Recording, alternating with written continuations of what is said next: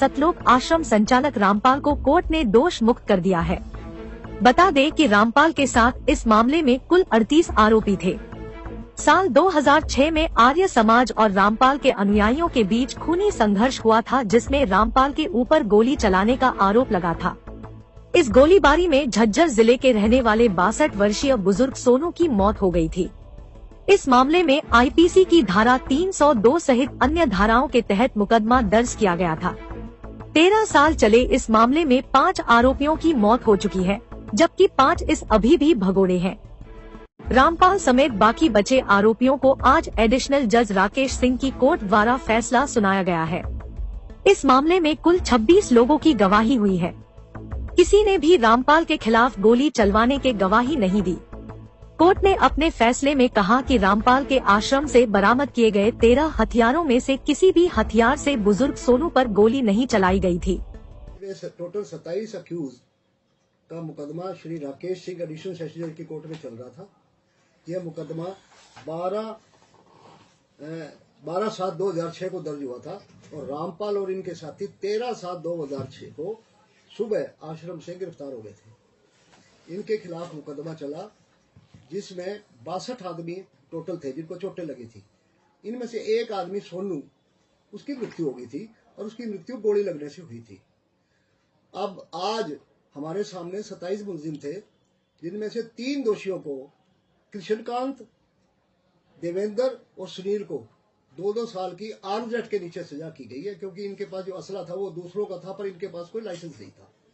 इसके अलावा रामपाल समेत 24 दोषियों को सब जुर्मों से बरी कर दिया गया है। तो क्या चार्जेस थे सर? इनके ऊपर 302, 307, 148, 149, 120 बी और आर्म्स एक्ट। तो इसमें टोटल कितने गवाह गुजरे? इसमें 78 गवाह भुगते थे जी, जिसमें पब्लिक के कितने थे? 26 गवाह पब्लिक के भुगते थे जी। तो उनमें से किसी भी एक गवाह ने ये नहीं कहा कि मरने वाले को या जिन आदमियों को चोट लगी है कौन सी दोषी की गोली लगी और उस गोली से इनको चोट लगी, क्योंकि इन 27 दोषियों में से टोटल 14 असले बरामद हुए थे और एक भी गोली मरने वाले को नहीं लगी और एक भी गोली, जितने हमारे इंजर्ड थे उनमें किसी को चोट नहीं लगी उन गोली से। मरने वाले के शरीर से 2 बुलेट्स निकले थे, वो 315 बोर के थे। 2 315 बोर के असले और बाकी सारे मधुबन हमारे लेबोरेटरी में भेजे गए थे और उस लेबोरेटरी की रिपोर्ट के मुताबिक मरने वाले के शरीर की जो बुलेट थी किसी भी वेपन से मिलके नहीं आई, क्योंकि मेडिकल इसमें बिल्कुल लैकिंग था। ऑकुलर गवाह, जबानी गवाह, किसी ने भी ये नहीं कहा कि ये रामपाल ने गोली चलाई या किसने गोली चलाई और इस गोली से वो आदमी फलाना मरा। इसमें एक अहम बात बताने वाली है कि 8 गवाहों ने ओपन कोर्ट में ये कहा कि पुलिस और मॉब के बीच में जो भिड़ंत थी, इस वजह से कई आदमियों को चोटें लगी हैं। ये किस तारीख की घटना सर, किन के बीच हुआ था? ये 12/7/2006 को रामपाल के आश्रम में एक पूर्णमासी के नाम से कोई फंक्शन चल रहा था। 27 गांवों की आसपास के गांव वाले जो आर्य समाज में विश्वास करते थे, उन लोगों ने पंचायत करके फैसला किया था कि यहाँ से आश्रम के ऊपर ये जाम लगा हुआ है, इसको खाली करवाने के लिए और आश्रम को खाली करने के पर्पज के लिए बातचीत करने के लिए आए थे।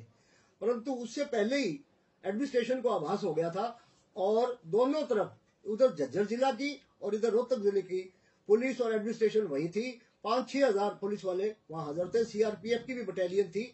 इस करके रामपाल का आश्रम अंदर से बंद था और किसी गवाह ने यह नहीं कहा कि रामपाल के आश्रम से किसने गोली चलाई।